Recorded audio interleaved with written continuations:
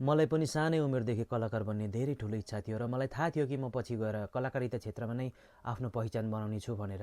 आफ्नो इच्छा र आफ्नो सपना हुँदाहुँदै पनि मलाई डोर्याउने मान्छे नभएकोले गर्दाखेरि मैले समयमै आफ्नो कतिवटा इच्छाहरू आकाङ्क्षाहरू पुरा गर्न सकिनँ। तर मैले आजको जीवनसम्म आफ्नो कलाकारिता क्षेत्रमा जे जति पनि उन्नति प्रगति गरेँ त्यो सबै आफ्नै मेहनत र बलबुतामा गरेको हुँ। मैले सानै उमेरदेखि कलाकार बन्नका लागि आफ्नो कलाकारिता क्षेत्रमा जुन प्रकारको सङ्घर्ष र दुःख भोग्दै आएको छु, गर्दै आएको छु, त्यो सबै कुराहरूको अनुभव मेरो भान्जीले गर्न नपरोस् भनेर मैले उसलाई निरन्तर रूपले साथ दिएर अगाडि बढाइरहेको छु। र त्यसमाथि तपाईँहरूको साथ, आशीर्वाद, माया पनि हामीले एकदमै मजाले पाइरहेको छु। त्यसको निम्ति म तपाईँहरूलाई, म अनि मेरी भान्जी गरिमाको तर्फबाट आन्तरिक हृदयदेखि नै मुरी धन्यवाद व्यक्त गर्न चाहन्छु।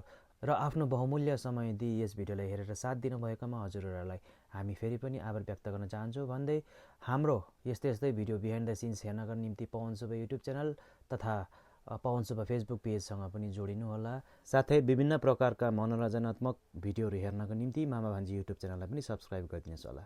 धन्यवाद।